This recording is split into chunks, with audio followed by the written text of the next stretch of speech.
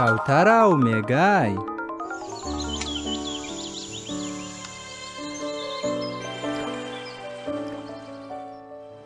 په یوه ګرمه ورځ یو ميږی د یوه لوی سیند څنګ ته ګرځېده.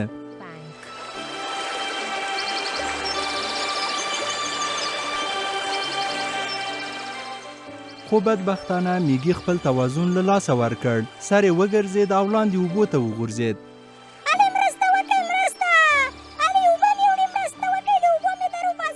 هغه د مرستې لپاره چیغې وهلې، خو په سیند کې روانې اوبه ډېرې وې. ميږی بیچاره هغو اوبو ورسره یووړ. تاسې ته وایم څوک شته چې ما سره مرسته وکړي. هلې مرسته وکړئ، تاسې ته وایم هلې مرسته وکړئ، مرسته وکړئ. یوه کوتره چې په نږدې ونه کې ناسته وه ویې لیدل چې ميږی د مرستې غوښتنه کوي.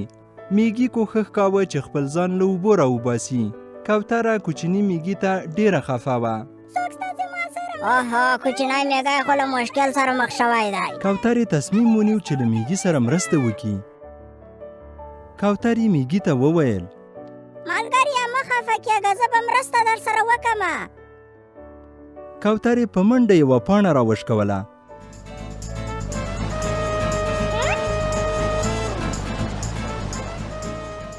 هغه پاڼه یې وړه د ميږي خواته نږدې وغورځوله.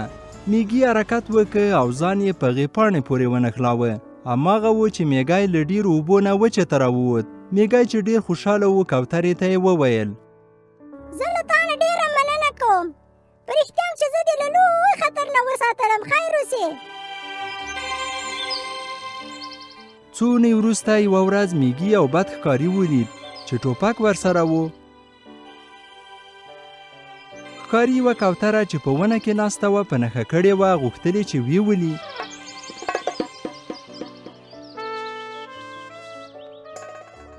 ميږي فکر وکړ چې اوس څه وکړي.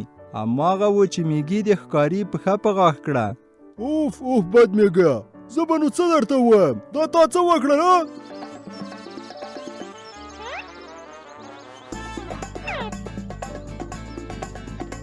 ميږی ډېر خوشحاله و ځکه کوتره یې د ښکاري له ښکار نه خلاصه کړه. څو ورځې مخکې کوترې له کوچني ميږي سره مرسته کړې وه. هماغه و چې نن هماغه کوچني ميږي کوتره له لوی خطر نه وساتله.